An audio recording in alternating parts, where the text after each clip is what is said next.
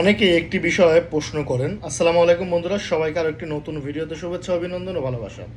আমাদের বেশ বেশ কিছু বাংলাদেশি ভাইয়েরা যে বিষয়টি নিয়ে প্রশ্ন করেন সেটি হচ্ছে যে ভাই, আমরা একটি জায়গায় আছি কিংবা আমরা একটি কোম্পানিতে আছি কিংবা আমরা চলতি পথে কিংবা কারোর সঙ্গে কখনো কোনো ঝাইঝামেলা হলে আমরা মূলত পক্ষে কোথায় গিয়ে এটির জন্য সমাধান নিতে পারি। তো আজকের এই ভিডিওটি এই বিষয় নিয়ে সকলে ভিডিও জুড়ে থাকবেন। ভিডিওটি ভালো লাগলে শেয়ার করবেন, ভালো না লাগলেও দেখতে থাকুন। দেখতে দেখতে ভালোবাসা ভালো লাগা হয়ে যাবে ইনশাল্লাহ। প্রথমত কথা হচ্ছে, যদি আপনি মনে করেন যে আপনার সঙ্গে কেউ অন্যায় করেছে, আপনাকে অন্যায়ভাবে গায়ে হাত তুলেছে, আপনি তাকে চাইলে যে কোনো মুহূর্তে জেলে দিতে পারেন, যদি আপনার সেখানে কোনো অপরাধ না থেকে থাকে।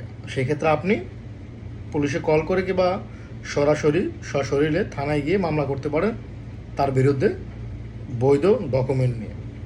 এবং অনেক সময় অনেকের সঙ্গে তর্ক বিতর্ক হয়, তবে একটা জিনিস আপনাদেরকে সাজেস্ট করব, মামলা মোকদ্দমার ভেজালে না যাওয়াটাই সবচাইতে বেটার।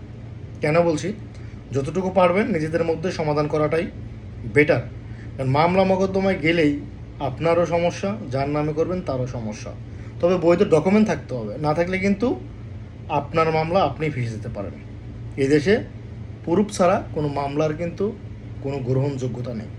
একটি হচ্ছে মারামারির বিষয়টা হচ্ছে একরকম, আরেকটি হচ্ছে তর্ক বিতর্ক, গালাগালি, এটা সেইটা, কিংবা অন্য কোনো আদান প্রদান লেনদেনের ক্ষেত্রেও যদি কোনো ঝামেলা থেকে থাকে, সেটিরও বৈধ ডকুমেন্ট থাকতে হবে।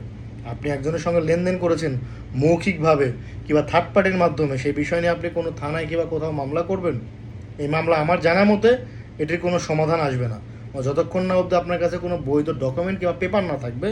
কি ব্যবসায়ের মতো যদি স্যানেত করে রাখেন, সেই ক্ষেত্রে তো কোনো কথা নেই, আলহামদুলিল্লাহ।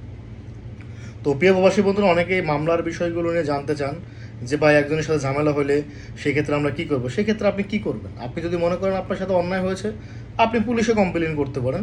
আর যদি আপনার কাছে মনে হয় যে সেটি অন্যায়, আবার আপনি অন্যায় করে আপনি আগ বাড়িয়ে পুলিশের কাছে যাবেন, তাহলে কিন্তু ওই লোক আবার যখন লিগেলি প্রমাণ দেবে তখন কিন্তু আবার আপনি ফেসে যাবেন। তবে অবশ্যই সবাইকে অনুরোধ থাকবে, সৌদি গভর্নমেন্টের আইন অমান্য করবেন না। আইনের ঊর্ধ্বে আমরা কেউই না।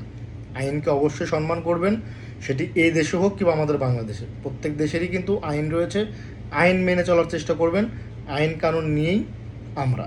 তো প্রিয় প্রবাসী বন্ধুরা, যারা এই বিষয়গুলো নিয়ে তথ্য জানতে চান কিংবা জানতে চাওয়ার আগ্রহ ছিল, আশা করি আপনাদের তথ্য জানা হয়েছে। আগ্রহ ছিল, আগ্রহটি পূরণ করেছি।